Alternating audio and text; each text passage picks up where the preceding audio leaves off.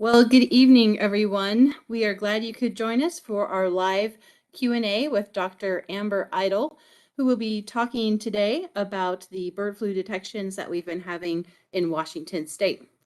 This is being live streamed over YouTube, so if you have questions, please go to our YouTube channel there and enter your questions in the chat, and we will get the questions sent over to Dr. Itle to respond to your questions. So thanks. Go ahead, Dr. Itle. Yeah, good evening, everybody. Thanks for joining us here tonight. I'm happy to answer any of the questions that you might have. We've certainly had a long, tough day today with some additional flock detections, and we actually just got back into the office just in time for this Q&A, but I'm more than happy to have this opportunity to connect with all of you out there and answer those hard questions that you haven't been able to find the answers to.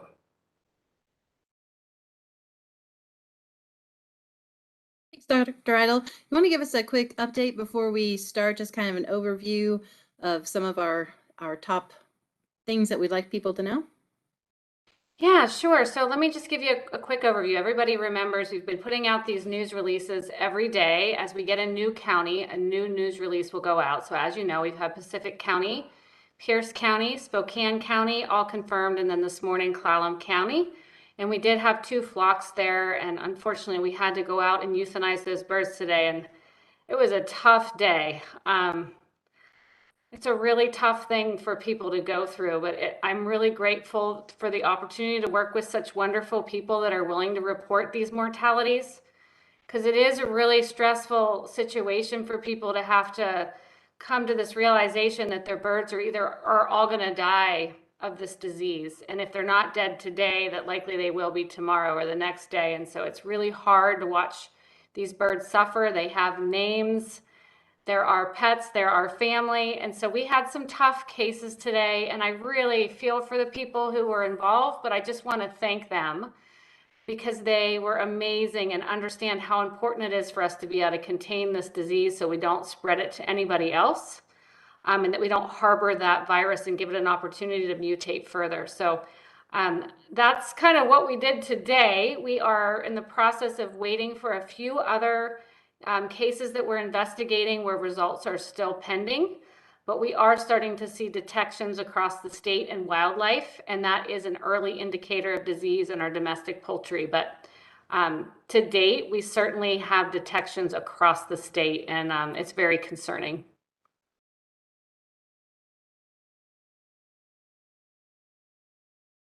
Thanks, Dr. Itle. I know on the Facebook group, which if you don't know, we have set up a Facebook group. We have about 1,700 people in there already. It's a great place to get a lot of information about what's going on and get your questions asked. And some of the most frequent questions that we've had have been around biosecurity and what people should do to keep their own flocks separated from the wild waterfowl especially. Yeah, this is a great question. So I think one of the things that I wanted to bring up tonight that's really important is that when we go out and do, maybe it would be important for us to answer some of these questions as well, is what happens when I do call in and what should I expect? If I have sick birds and I call the sick bird hotline, what should I expect? Well, the first thing that we do is we actually go through this form, and it has some questions on it. And what that does is it helps us work through the epidemiology of what might be going on your farm. So what we're really trying to do when I say that is we're identifying risk factors. So the one thing I wanted to bring up with everybody tonight is that not everybody has the same amount of risk in their flock. And every flock detection that we have had in our state thus far have been backyard flocks that have direct contact with waterfowl. So that's the #1 risk factor, all right? So if you have a pond in your backyard and they share a space with wild waterfowl, that's a risk factor, a high risk factor. We had a flock today where they had some chickens, and they actually was a pair of mallard ducks that would go in and snuggle up with their chickens every night and eat a little bit of food out of the coop. Super high risk. So if you know those types of things are happening in your flock, the best thing you can do is try to fence those waterfowl out, try to keep them separated from your flock. We had another case where there was some wild geese that were scaring the domestic geese off the pond because they had some eggs and they were trying to hatch them out. As soon as they hatched those goslings out, they became less protective of the pond. And within just a few days of those domestic geese accessing that pond, they showed clinical signs and started dying. So I think the first thing I want to say is the biggest risk factor for this particular virus is direct contact with waterfowl, especially geese, but also ducks and any other shore birds that might be out there. The other risk factor is, what is your environmental contamination? So remember, dilution's the solution. If you have a bird flying overhead and it poops one time, the chances of your chickens contacting that enough and getting enough viral load to die, I mean, it's still there, but it's a lot lower than if you have resident geese living in your backyard that have direct contact with your poultry or domestic geese and ducks. So that's the number one risk factor. There's a whole lot of other biosecurity things we can talk about, but I really want to emphasize that the most important thing is keeping them separate. We followed up on probably 25 to 30 sick bird calls. Only about maybe, let's say, 7 to 8 of those have required really in-depth investigations. They're very high risk. Most people are calling and saying, I came out, there's one bird that's died, or I came out and my one chicken is sick. But that's not the typical presentation. And most of those flocks don't have other risk factors associated with them. That typical presentation is, I have a lot of sick birds, I have a lot of dead birds, and then I have waterfowl that is also sick. That's really what we're seeing with this virus. It's acting really wonky this year, where we're actually seeing those geese and those ducks become clinically ill and become neurologic and that sort of thing. So again, when we talk about risk factors, wild waterfowl, if you don't have wild waterfowl around, you don't have a pond in your backyard, and you just have this tiny little enclosed space and you've got some chickens in there, you're probably low risk. But again, think about where you live. Think about, are there wetlands nearby? Are there ponds nearby? You know, where can I help prevent or mitigate that risk of contact with that waterfowl with my backyard flock? Thanks, Dr. Itle. There are some questions here. I'm going to try and synthesize them for you. So here's one that's kind of a specific question. Are there any plans to stop or hold off bringing in poultry from out of state at this point? Okay, great question. So we do have import requirements for poultry coming into our state, and they are required to be tested for avian influenza prior to bringing them in. So we have the National Poultry Improvement Program, NPIP. Dr. Dana Dobbs runs that program. So if you are a backyard flock and you're shipping eggs or birds across state lines, it's a program that routinely tests for avian influenza. We require health certificates and we require avian influenza testing of certain classes of birds when they come in. Any state that's had a positive detection, they aren't allowed to import any infected birds or any birds that are in a control zone or any birds that are in a surveillance zone without really strict permitting that occurs. So we don't stop the movement, but we impose requirements that make us feel like it's safer to move that product in. So, you know, they have to show us they have a biosecurity plan in place. They have to show us, and that has to be third-party verified. They have to be avian influenza tested and show negative test results prior to bringing birds in. So we won't stop movement of birds between the state, but we will enforce our requirements for testing and those health certificates. Thanks. There's a question from someone who actually processes poultry for other farmers, and they're wondering what the risk is if they clean their crates out with water and put that onto their pastures. Yeah, so as I said before, I mean, we know that the incubation period of avian influenza is like maybe four to 7 days, maybe a little bit less, maybe a little bit more, give or take. But typically, if the birds are sick and showing clinical signs, then you're going to want to be more, you wouldn't want to actually slaughter those animals anyway. You wouldn't want to harvest them for food consumption. So even though if you cook them and you would all that safe, we still don't recommend that you consume an animal that you know is sick. So if you are a processor, I think, any birds that come in that look the slightest bit ill, you can call us and we can follow up on those cases. We can test those, but I wouldn't allow them to go through your processing facility. It's always best practice to be cleaning. I would use a disinfectant such as just even 10% bleach works great. Virkon is a product that we use regularly that does a great job of killing most bacteria and viruses and everything else under the sun. So we like to use that. But I think, again, I mean, it's probably unlikely that you're going to have that virus in there. If you're bringing waterfowl in for processing, like geese or ducks, I would be more cautious because they can carry that virus subclinically. They're more likely, although this year the virus is different, they are more likely to be carriers of the virus without showing any clinical signs. So taking extra precautions when you're doing your processing with waterfowl would be something that you could do. I do have a question in the chat I can take. It says, at what temperature will the virus die in 24 hours, assuming dry conditions? So it's a great question. We don't know for sure, but what we do know is that it doesn't like sunlight. It doesn't like to be in direct sunlight or in heat, okay? But it does like to live in cool, wet environments.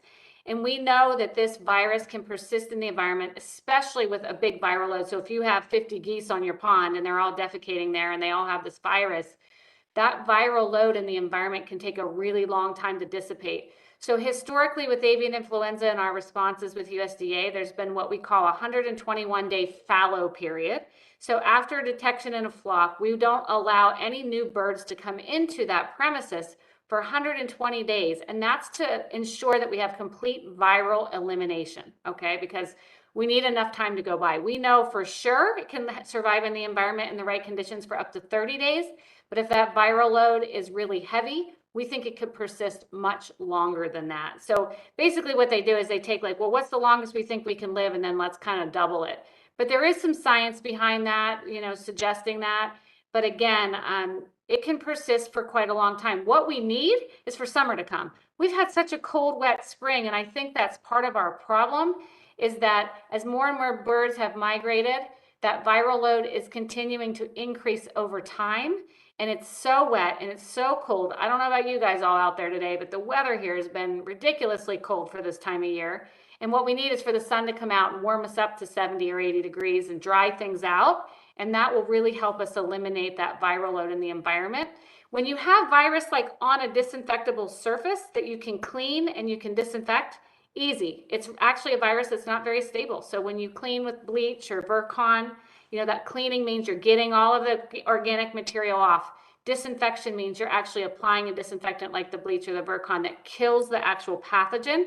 But what happens is in the environment, how do we remove all the organic material? That's the cleaning part. Well, we can't.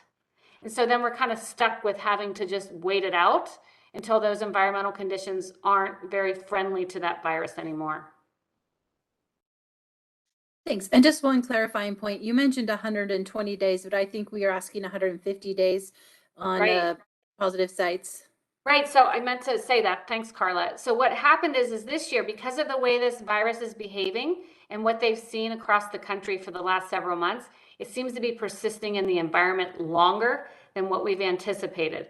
And so what we're trying to do is extend that fallow period to be sure that we've got it. So part of that is just across the country, we've had a much cooler, wetter spring. And so again, for all those same reasons we discussed, we have higher viral load in the environment. So USDA has extended that out in their flock plan to require a longer down period because we know that the risk is there in the environment for longer. Thanks for clarifying that point. There was a question of if you could explain what the euthanization process is and is it quick and humane? Oh, I'm glad you asked that. This is something I take really seriously, and you know, animal welfare is something I really care a whole lot about, and I've gone to conferences even on this topic. Like they have a humane endings conference with the American Veterinary Medical Association, and the AVMA has come up with guidances for humane endings for depopulation, for euthanasia, and for humane slaughter. And those guidances can be found on the website. If you just Google them, you can find them. And they will talk you through different methods of euthanasia. So there's a difference between euthanasia and depopulation. Euthanasia is considered to be humane and quick and, you know, to reduce the most amount of pain and suffering in an animal. Depopulation is only to be used in those situations where there is nothing else you can do. You've tried to get everything else in play and you have no other resources, and you're kind of stuck with having to make a really hard decision. And usually with depopulation, it takes a little bit longer for the animal to die. But in this case, what we're doing here in Washington is we're really trying to stay away from those depopulation methods. In all of the backyard flocks, we're using carbon dioxide in a barrel, and that is considered to be humane euthanasia by the American Veterinary Medical Association. There's only a few approved ways. One of them is cervical dislocation, either with or without assistance. You can do the CO2, as I mentioned. There's another one here. I'm trying to remember. I wrote it down earlier so I wouldn't forget. There's not a lot of great options, though, as far as humane euthanasia, but we are choosing to use the CO2 at this point. And it is very fast. So at 40% concentration or greater, which is what we're going for, those birds are gone within seconds. It's a very fast process. So I feel, you know, as hard as it is, and I think there's like some emotional strain, not just for owners, but for us veterinarians who are out there in the field. Nobody likes that part of our job as veterinarians. We love animals. We care about animals. We got into this business because we want to fix them, not euthanize them. But in this case, I feel like some relief to know that I can end their pain and suffering. And it's very hard, but it's really the best that we can do considering the circumstances. We also have to think about welfare of other birds and the chances that the longer we allow those birds to persist on a premise or in an environment, the better chance that they are going to spread that virus through the air or through cars or through people's hands or just through, you know, however that virus can be transmitted. And we really need to reduce viral loads so that we can preserve the welfare of other birds, you know, within the vicinity. So it's a hard one, but yes, to answer your question, that was a really long answer to your question, but the answer is it's a very humane way and it's been approved by the AVMA. Thanks. And I know we've had discussions among ourselves about this, but just remembering that avian influenza itself is not a pleasant way to go as a bird. No, I mean, you have to remember that what's happening there with that virus is it's really attacking the respiratory system, and that bird is not able to oxygenate well. That's why you often will see blue combs, or you'll see them have runny eyes. And, you know, it's similar to respiratory viruses we get, but it's very extreme and very fast. And I imagine it would be very painful. If I was a chicken, I would not want to die of avian influenza. It would not be a pleasant way to go. And the thing about our birds are, and I want everybody to really pay attention, because often birds or any animal, they're extremely stoic. So, you know, they might be in the corner acting a little bit depressed, and you come out and they get up and they start running around like everything's fine. Like, oh no, I'm fine. Don't eat me. Because for our birds, we are a predator and they are prey. And so their behaviors aren't always going to reflect how they feel. So I think, you know, take some time to just observe your birds from a distance when they don't think you're looking at them, when you're not standing there with the feed bucket, to make sure that you're not noticing any signs of depression or hiding or isolating themselves or reduced feed intake, that sort of thing. But yeah, avian influenza, very painful way to go. If we can get in there and euthanize those birds, I mean, it's a more humane way to let those birds, you know, be put down. And this question didn't come in through the chat, but we've had it in the Facebook group. As far as I think it's worth mentioning at this point, what the fact that when we come in and euthanize the birds, that there is the option or the possibility for some compensation for the owners. Yeah, there is. So when you report, this is kind of an incentive to report early, because at the end of the day, waiting to report isn't helping anybody. It doesn't help you. It doesn't help your birds because they're going to have to suffer. And it doesn't help your neighbors, because then there's that potential that virus is spreading and shedding and moving. Okay. And so USDA has a process called indemnification. So from the day that you call and report and we come out to do the initial test results, which is usually that day or very soon after, The number of birds that are alive on your premise at that point is the number of birds that they will compensate you for. So what we found with a lot of these cases is somebody might call and say, I have 50 birds, 10 of them have died. We come out, we do the investigation, the sampling, and then we're like, okay, there's 50 birds here. And then by the next day, when we get confirmatory test results, often they're like, well, 20 more have died, or 30 more are sick. And so what happens is even though they've had additional mortalities, USDA will pay for the number of birds that were reported on that sick bird call day that you reported it to us.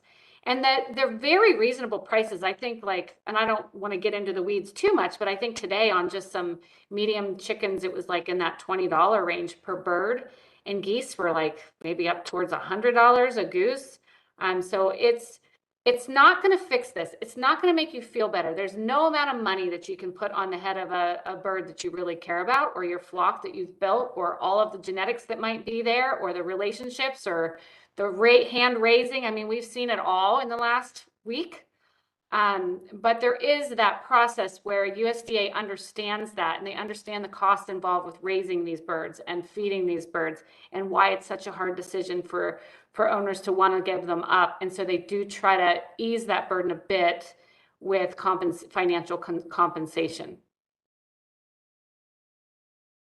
Thanks for covering that. We've had a lot of questions about whether people should take down their bird feeders. This particular question says, if you let your backyard flock free range. It's a great question. I think the number one reason you would want to take down your bird feeder would be more about the fact that bird feed spills over. And when we have feed spill over, it can attract waterfowl to your property because they're looking for a free snack. It can also attract rodents that can spread virus from farm to farm. So that would be one reason. As far as, we don't really think that crows and songbirds and barn swallows are particularly vulnerable. However, species that scavenge or that might eat a dead bird, that like a bald eagle, or even like, I think they've had some reports, maybe, and don't quote me on this, but maybe like a raven, or those types of birds that could potentially scavenge, they could become infected, but they're really thought to be more of like dead end hosts. Barn swallows, songbirds, they can carry it on their feet, like on their bodies, just like a dog could, or just like a rodent could, where they could run through fecal contaminated material or environment and be infected that way and go farm to farm on their feet. We don't know the true implication of songbirds yet. It's research that's being done right now. We'll probably know in a year from now, after USDA is done with all their epi studies from all of the detections this year. But that would be the number one reason to take your feeders down right now, would be more to just not attract waterfowl and rodents.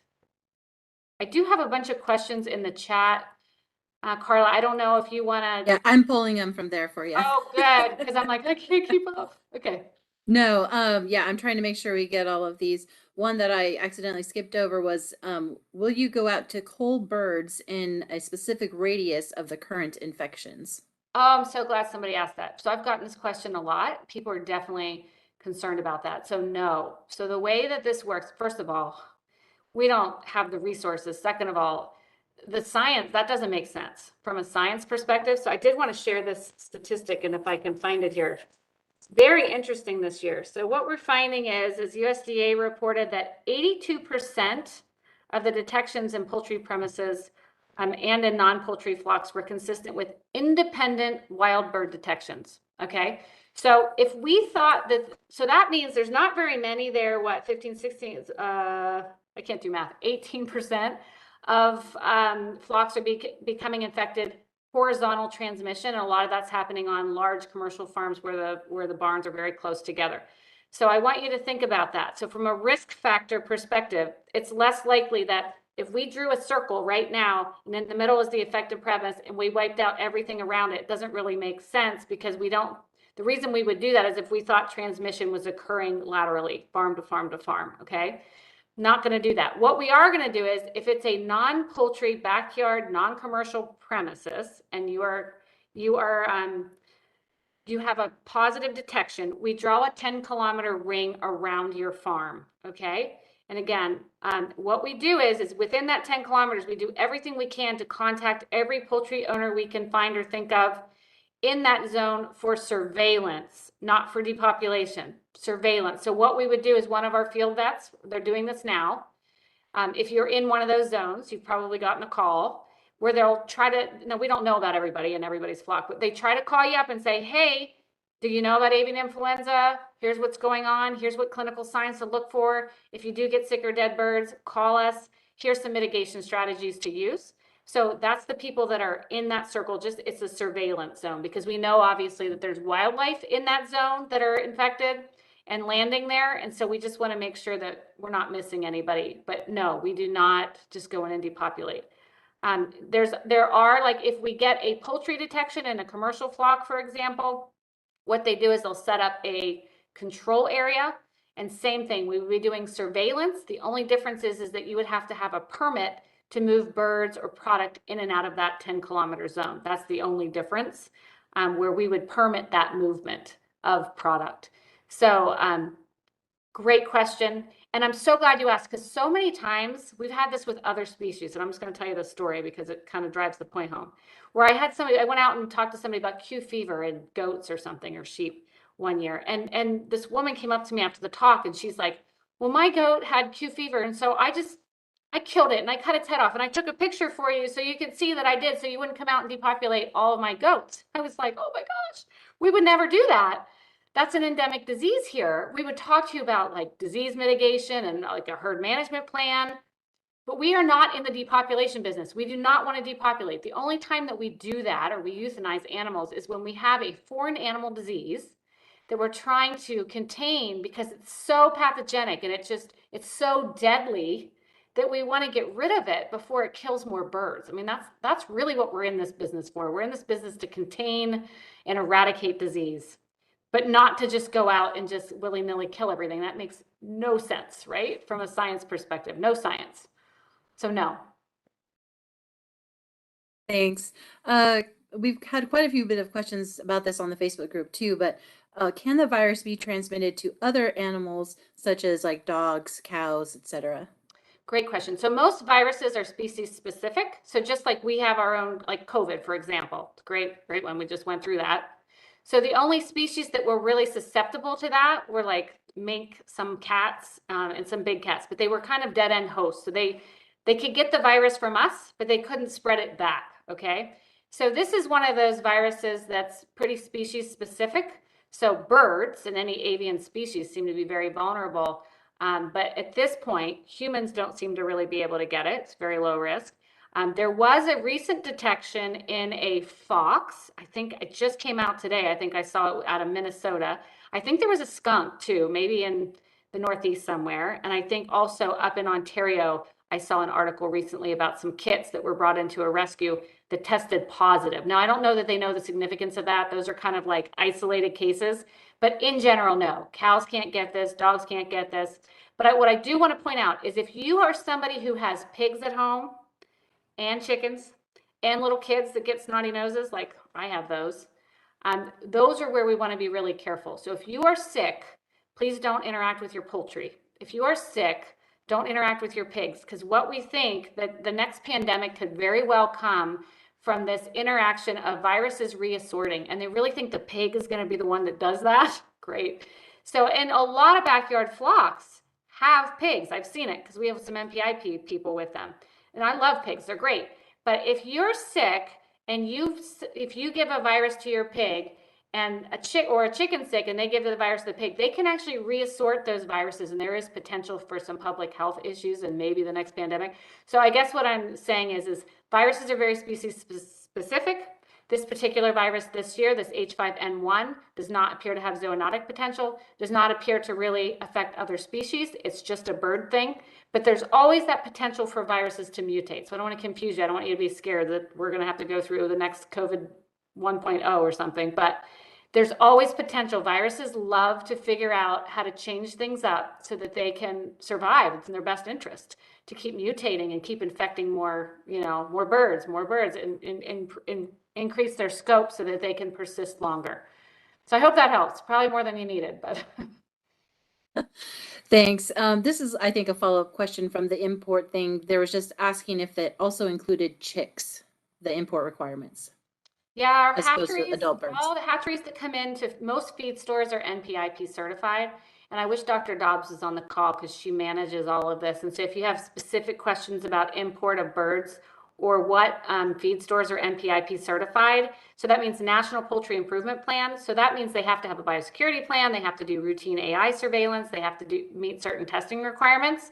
But if you're buying chicks, and you're buying them from another backyard flock, they would be required to meet our import requirements. If they're coming from a certified, like a commercial hatchery, then they usually have to be, they are NPIP, and so they have routine surveillance done. I don't know, I hope that answers the question. Yeah, I think there's just wondering if they were included there. Question about how long it takes to get the test results back after we go out and test a flock. Great question. So what we try to, the earlier we find out about it in the day, the better, because we have to overnight FedEx it. So what happens is depending on where you live and how far we have to drive to get there can depend on when we can get the samples to the lab. But here's the ideal scenario. You call us, we get the sick bird call either that night before or that morning. So we can arrange to have somebody come out and sample. We try to sample the same day whenever we can. We also try to ship test results same day whenever we can. So there's two sets of samples. We collect duplicate samples. One set of samples goes to WSU Waddle, and they can do test results. They can get us preliminary test results at the veterinary school, and they are amazing. And then we send a duplicate set of samples to the federal laboratory, the National Veterinary Services Laboratory in Ames, Iowa, and they give us confirmatory test results.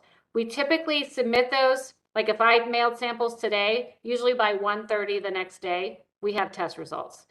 They're slammed right now because, as you know, I mean, I don't know if you guys have seen the recent, I wrote it down here somewhere. We've had 310 total premises in the United States, 204 poultry, 106 non-poultry. And in the last week here, we've continued to have detections in, Washington, Minnesota, Pennsylvania, and I think Idaho had a recent detection as well. So they are slammed because all of these samples have to go to NVSL, every single one in the country for confirmation. So, but they're very good. They've been getting us really fast turnaround. We're getting that within, a day of submitting the sample, which is pretty good. Thanks, Dr. Itle. I'm going to toss this out there, though I haven't seen it in the chat, but what would prompt, when somebody calls in and gives a report, what would prompt coming out for some additional testing versus not? Okay, good question. So we have like a sick bird report. So the way it works is if you call the sick bird hotline, which I'm sure you all have the number in your speed dial, then you'll either leave a message or you'll get in touch with somebody right away, and then we'll fill out what we call a sick bird report. So we basically take some basic information like where do you live, what county are you in, what are the clinical signs you're seeing in your flock, do you have direct contact with waterfowl, have you brought any new birds into your flock lately, anything that basically identifies your risk. If we start checking a lot of yeses on that sick bird list, the triage potential goes up. You're going up. We're going, yep, they got waterfowl, up, yep, and then they just bought some birds on Craigslist, up, and they forgot to isolate them, up, yep, and they've got respiratory signs, up, and half the flock is dead. Okay, so as we check more and more boxes, then, we're going to elevate your case to a higher priority level. If we just get somebody who calls in, and we've had a lot of these calls where it's like, hey, I went out and my chicken's just suddenly dead. She was fine yesterday. She's dead today. So we would ask like, well, are there any other birds in your flock that look sick? No, they look fine. Are there any other birds in your flock that have died? No. Have they had any direct contact with waterfowl? No, they haven't. So what we would say at that point is there's a couple options. One, we want you to monitor your flocks. If you have any increased mortality or morbidity, to call us back so that we can continue to track this and follow up. The second thing is we often recommend that people, if they want to know why their chicken died, because it's always a good idea in your flock to understand the health of your flock and what diseases you need to manage for, you can send a carcass to WSU Waddle, and their veterinary pathologist there will do a full necropsy and try to give you an idea of why the bird might have died. Now, that's on your own penny. And if indicated, those pathologists will contact us and say, you know what, this looks like avian influenza, and we'll authorize testing, and we will cover the cost of that testing for you. But if it's a single bird, we usually don't get involved because it's just not very classic for how avian influenza presents itself. And then the third thing we're going to do is review biosecurity with you. Just here's some things to watch for, like don't give away eggs right now. Don't let any visitors on your property right now. Don't buy birds off Craigslist right now. Isolate birds away from each other if they look sick, that kind of thing. So we're going to review some basic biosecurity principles with you and just make sure you don't have any additional questions. So that's usually how we triage them, because we don't have a lot of folks. We partner with the federal veterinarians as well, but there's only a handful of us to do this response for the whole state. So we really have to prioritize those higher risk cases for actual sampling versus just, checking in to kind of see where you're at. But we do call everybody back that calls us. You'll talk to a veterinarian. Everybody would talk to a veterinarian. Thanks. Next question, is it safe to collect rainwater off of coop roofs for chicken drinking water, or do we need to be concerned about infected droppings from birds flying over? Yeah, I mean, again, that's one of those things where it's like probably low risk. I mean, rainwater catchment, I know a lot of people do that. There's probably other issues I'd worry about before I'd worry about avian influenza, honestly. As far as just the cleanliness of the water in general and I would probably worry about other pathogens more. But I would think, it's not zero risk, but it's probably not super high risk unless you have like ducks landing on the roof or you have geese landing on the roof and defecating there, then I'd be more concerned, or you have them actually landing on your property, then yeah, I wouldn't do that. But again, just think about your own risk factors and whether you think that's a good idea, but you might, if you want to be lower risk, I wouldn't do that. Question, will we see it in the fall again when it cools off? And can it persist and come back in the spring next year? Yeah, I'm terrified. I hope not, but it's very likely.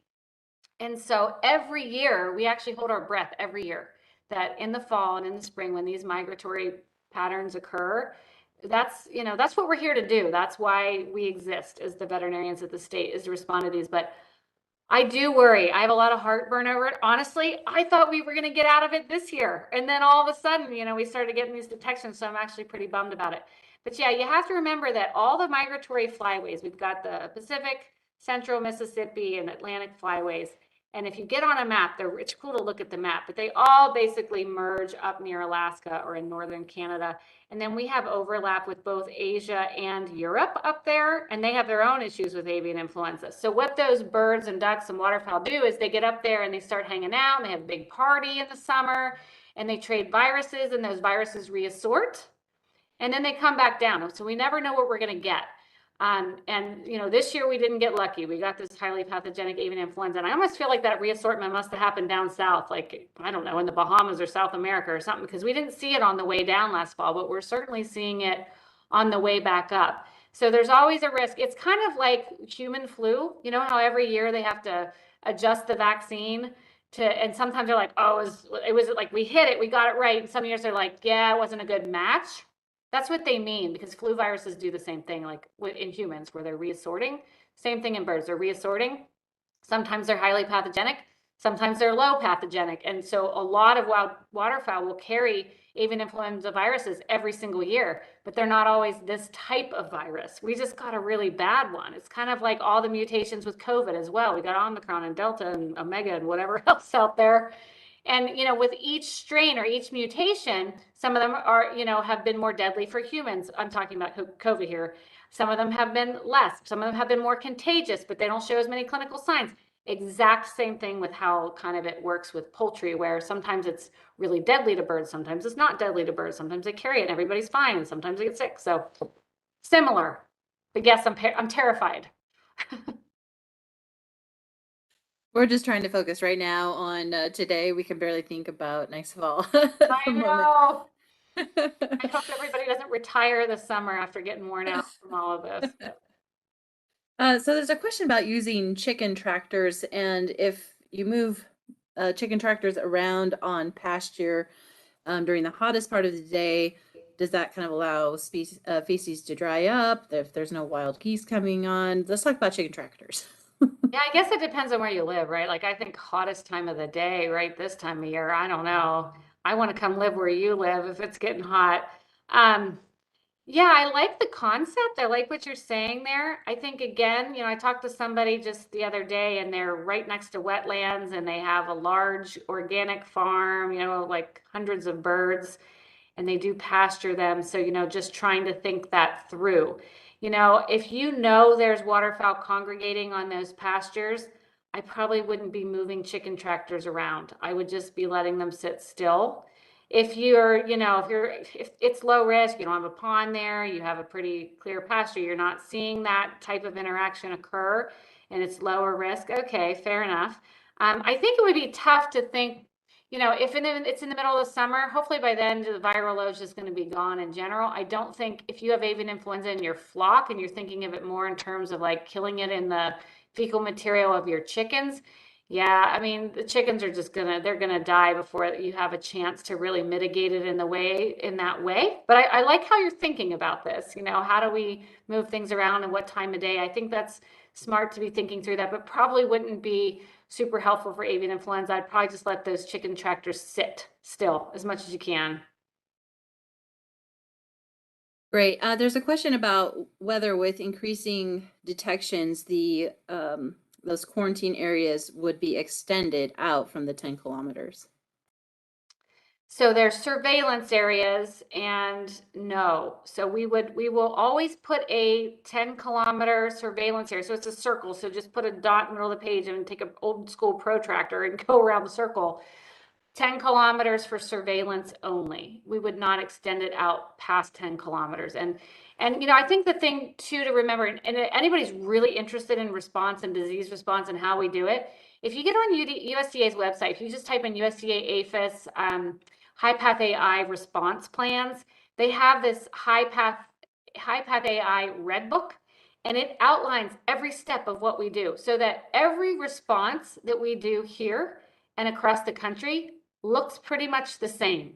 We're doing the same type of epi work. We're doing the same kind of flock plans. It's customized to each flock, but the paperwork, the things we talk about, the indemnity process, the response process, the depopulation process, we work closely with ecology even on disposal. Like there's very strict guidance around how we do all of this. So we probably would stick with that guidance for consistency. We're going to stick with that 10-kilometer zone for surveillance only, but again, not depopulation, and we probably would not extend it out. And so if we get an additional premise, we just draw another circle. And if eventually we have like 20 circles and they all overlap, well, then it probably would look bigger than 10 kilometers, but it would have to be done by individual circles and prems.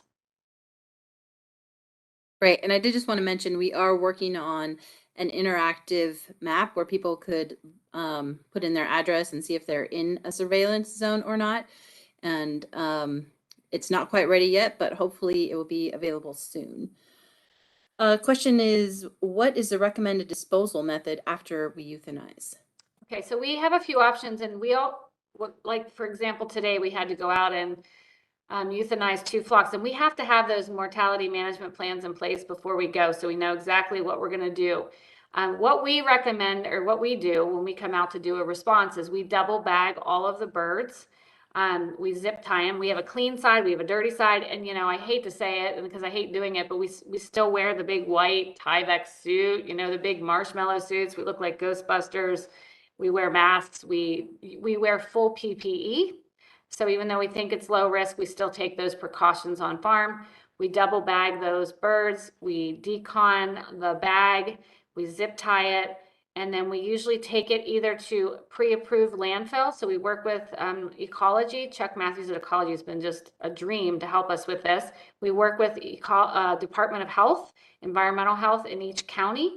And so depending on the landfill, depending on the county, they may or may not take them to landfill. And some of them have special handling that they want us to do with them. We also have used pet crematoriums and incinerators. They'll often take them for us. We have the option of doing on-farm composting, and that requires some monitoring after the fact. That's very typical for what large commercial flocks are doing. So if you have 1 million birds, that's a good way to dispose of them, is that way. Burial is permitted in some places, but because we're such a wet state with such a low water table, often burial is not approved. So All the disposal methods have to be approved by Department of Health and Department of Ecology in that county.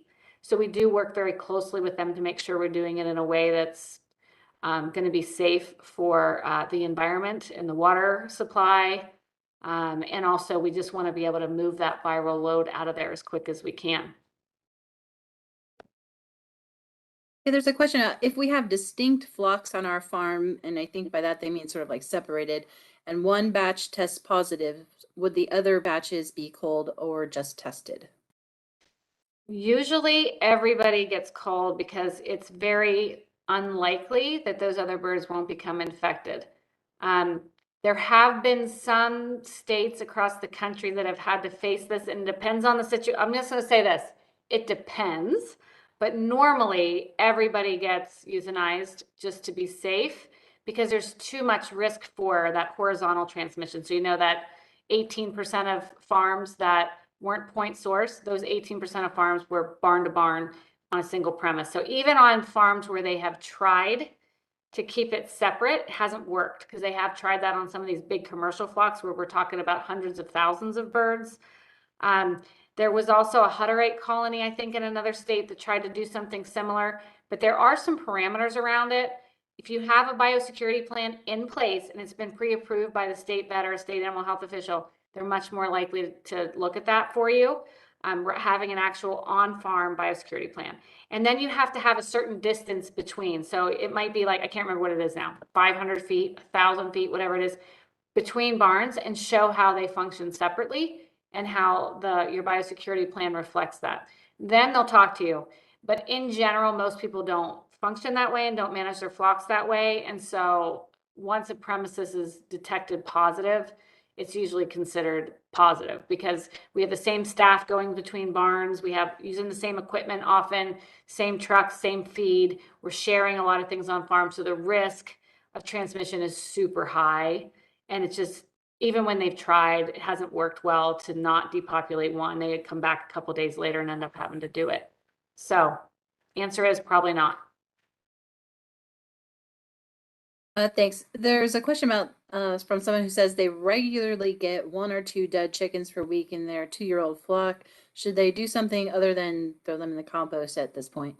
Yeah, I think if you're getting that much mortality, I would be sending one away to WSU Wattle and seeing if they can get a necropsy done for you and get some diagnostics done. I think, it's really important because, you're losing these birds. They're worth a lot of money and you put a lot of feed into them. You got to think like by the time you get a bird big enough to lay an egg or, you've got 6-8 months into them. So I think it's worth the money to ship them off to WSU Wattle, to the veterinary pathologist there and figure out what's going on in that flock. Because it could be something you could manage your way out of, it could be, we have lots of endemic diseases here, whether that's, even just a parasite issue, that's something that you might be able to treat that and manage your flock in a little bit different way.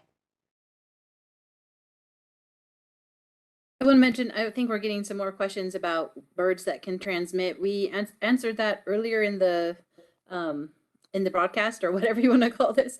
So this is being recorded and you can go back and watch that later. And we do have a lot of other questions, so I'm going to continue on. Is there a risk of my dog tracking in the virus on his paws into the house or coop? Yeah, I mean, if you have a lot of waterfowl on your property and your dog is running around chasing geese, which is probably good, get them out of there. Maybe that's a good mitigation strategy. Use your dog to haze them and get them out of your ponds and get them out of there. But no, yeah, there is risk, just like there is on your feet. Anything that walks around on in fecal contaminated areas, there's risk that you're going to track that around on your person, on your shoes, on your dog's feet, on a mouse's feet, on a songbird's feet.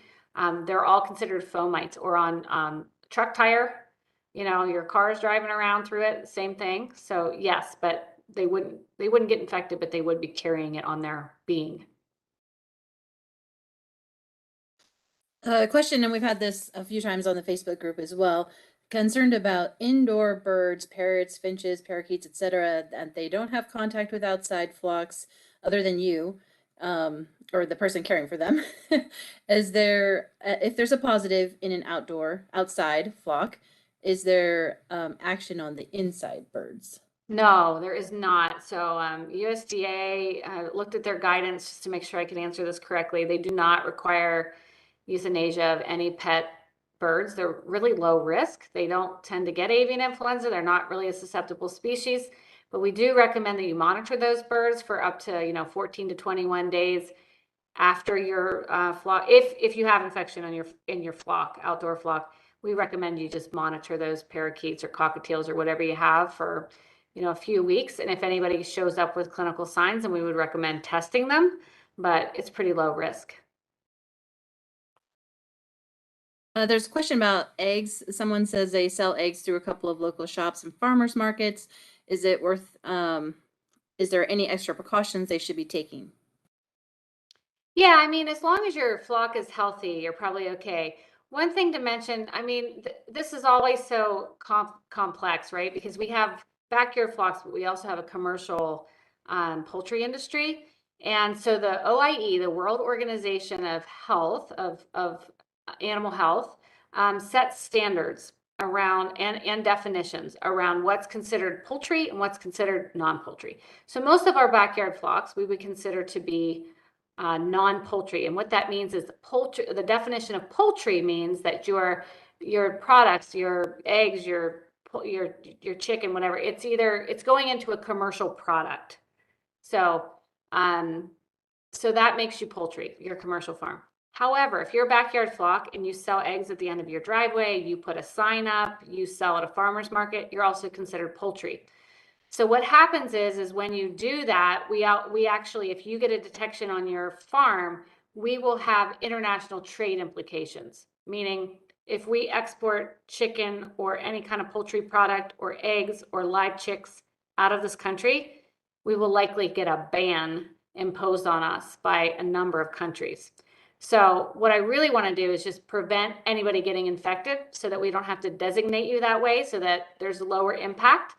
But I would just make sure your flock's healthy. I wouldn't ship any eggs out the door unless everybody looks good. And you could, I know some people, you're always going to wash them and make sure that they're clean if you're, distributing them through a store. And hopefully you're licensed through the WSDA food safety program if you're distributing through a public place that way. And if you're not, we can help you get fixed up that way to get licensed. Because there's lots of good recommendations and guidance for how to best handle eggs that are being sold to the public. But right now, I would recommend if you're just a backyard flock and you just kind of have some extra eggs that you give away to neighbors and friends, if you could just not do that for a couple weeks, that'd be super helpful. Because if we do get a detection in one of these flocks, we're going to have to trace out to everybody that you gave those eggs away to. And especially if they have poultry, there is some risk with that virus being carried on the outside of the egg, not so much on the inside. But on the outside of that egg or on the carton or the box or whatever those eggs were transported in. So probably more than you wanted to know again, but. No, I think people are appreciating that level of kind of nuance and detail. And we're definitely getting questions down to that level of detail in the Facebook group. So I think it's helpful for me, I know. There's another question about, have there been any low path avian influenza cases in Washington this year or around the country? What are the different implications between the two levels? Yeah, good question. So we did get a detection of low path AI in a NPIP flock in our state, but we don't worry about it too much. It was in waterfowl, and we often find it. Like I said earlier, low path avian influenza is pretty much always circulating, especially in waterfowl. So they were pets, but they were still waterfowl, and so we don't worry about it too much. We actually put a quarantine on that place, and then we come back and we retest those birds to make sure they eventually test negative, so no birds can move in or out.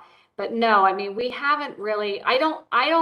We haven't found it in domestic flocks, just that one case, and it was in a goose, and that was it, one goose in the whole year, and we don't find it very often. I don't know about Fish and Wildlife. That would be a good question for Dr. Mansfield about whether they've had low path AI detections. And I'm not even sure if they look for it, to be honest. Well, they look for AI. So it's just been recent since we found it. But great question for Dr. Mansfield. But I would say no, we really haven't seen much. We did have a die-off in some wild geese in early March, and they died of some other influenza virus that wasn't high path AI. We don't know what it was, but but it was circulating, but there wasn't, you know, the National Wildlife Services at that time were like, yeah, you know, it's kind of a weird one. And we didn't really see anything else for a while. Now here we are with this highly pathogenic one. But no, great question. But no, we haven't really seen it. We always worry that it'll mutate into a highly pathogenic strain, but we had no indicator early on that there was anything circulating out there, really, at least not in domestics. So I don't want to get too off topic, but we are running down here, and I think this is one of the last questions. There's their neighbor has pigs and they have chickens. Should they be concerned about that? If the chickens get avian influenza, then yeah. But hopefully they won't. But no, I wouldn't worry about it. I didn't want to scare anybody with that. There's lots of people that have chickens and pigs and they're managed really well. I think it's just remembering that when you're sick, not to feed or handle your birds or your pigs, because there is that potential for humans and birds and humans and pigs to share viruses. So just having pigs and chickens, no, don't be worried. It's totally great. People have been doing it for hundreds of years. All I would recommend that you do is just, again, if you're sick, designate somebody else to take care of them while you have that runny nose or that cough. Okay, there are a few more questions that are more around wild birds. And then so I'd like to encourage people to reach out to the Washington Department of Fish and Wildlife. We've really been referring a lot of those questions to them. We did touch on it earlier in this presentation, so you can always go back and look at that. But the more detailed questions about, you know, which birds, you know, we encourage you to reach out to Washington Department of Fish and Wildlife. If there's any human health impacts, Department of Health. And I think I'm gonna go ahead and wrap it up. Thank you everyone so much for participating. We hope this was really useful and will address a lot of the issues and questions that many of you have had, especially over the past few days. Oh, Carla, I have just one more thing for the group, and I'm sorry to Sure, go for it. But I That's just all right. remembered one of the other questions I'm getting a lot is, you know, well, two, I'm going to do two. One is, if you do have a bird die, should I freeze it or refrigerate it, or what should I do with it? Yeah, don't freeze it because the sample won't be any good. Do double bag it. Do put it in a cooler with some ice. Don't put it in your refrigerator next to your dinner. Not a good idea. But we would encourage you to do that. Double bag, keep it outside, keep it cool. And you know, if it's just a single, you can just put that in your trash can. But if you're getting more mortalities, what we'd love for you to do is be able to put those in the cooler and put them at the end of your driveway. That makes sampling really easy for us. So I just want to let you know, do not freeze them. And then also, if you have sick birds and if it's just a single bird, you know, you can call your veterinarian as well. We've had a lot of questions from veterinarians about like, well, should we see this sick bird? Should we not see this big sick bird? If you're meeting some of those criteria of a lot of sick birds or a lot of dead birds, we really want you to report those to us. If you just have a single bird that's sick or has died, then we would encourage you to contact your private veterinarians. But so that's how I got today. I just want to thank everybody for this opportunity, and thank you to Amber and Carla for hosting this. And if we get additional questions and we need to do this again, we'll do it again. But we really appreciate everybody jumping on the Facebook and being so interactive and asking the right questions. And hopefully we were able to answer them for you tonight. But if not, feel free to send us some more and we'll answer them for you as we go. Thanks so much. Thanks, everyone. Have a great night.